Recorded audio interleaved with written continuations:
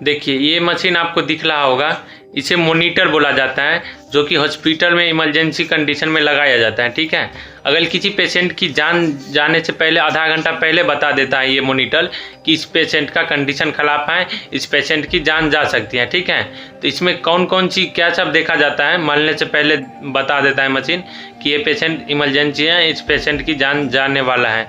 ठीक है, उसके बाद इमरजेंसी दवाई जो होता है वो दिया जाता है डॉक्टर द्वारा। इसमें क्या सब देखना होता है, अगर कोई पेशेंट इमरजेंसी में है तो ये मशीन लगा रहता है। इसमें बीपी बताता है, पल्स लेवल बताता है, SpO2 लेवल बताता है, ऑक्सीजन लेवल बताता है, ECG बताता है, ये सब बताता है। ठीक है, अगर नॉर्मल बीपी की बात की जाए तो 120/80 रहता है। ठीक है, 120/80।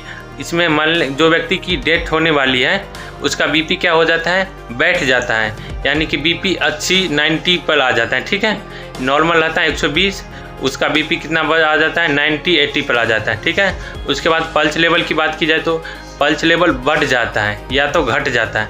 नॉर्मल पल्स लेवल बात की जाए तो 72 से 73 होता है। ठीक है, उसका पल्स लेवल 150 चला जाएगा या पल्स लेवल घटकर 45-40 आ जाएगा। ठीक है, उसके बाद सबसे ज़्यादा इम्पोर्टेंट है oxygen level, SpO2 level.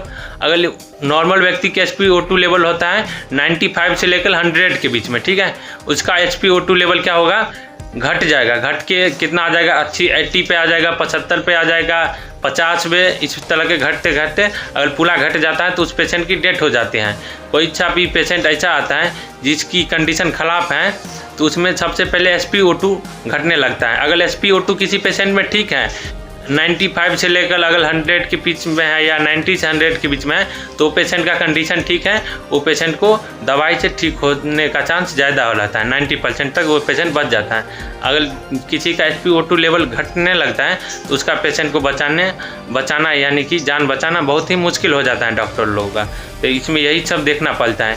SpO2 normal कितना रहता है, 90 से लेकर 100 के बीच में, ये सबसे ध्यान रखने वाली बात है। उसके बाद आ जाता है पल्स लेवल। पल्स लेवल 72 रहता है, नॉर्मल में 65-72 के आसपास रहता है। इसके अगर गिर रहा है पल्स लेवल या ज़्यादा हो रहा है तो पेशेंट का कंडीशन ख़राब है। ठीक है, बीपी वगैरह तो अगर बीपी कम हो जाता है तो नॉलेज से काम चलाया जा सकता है, बीपी को रिकवर कर लिया जाता है। लेकिन पल्स लेवल, ऑक्सीजन लेवल अगर पेशेंट का साथ दे रहा है तो पेशेंट बच सकता है। अगर पल्स लेवल, ऑक्सीजन लेवल साथ नहीं दे रहा है तो पेशेंट का बचना बहुत ही कम उम्मीद लगता है, मतलब 10 से 15% रहता है चांस पेशेंट बच सकता है। अगर आपको ये वीडियो पसंद आए हो तो वीडियो को लाइक कर लीजिएगा।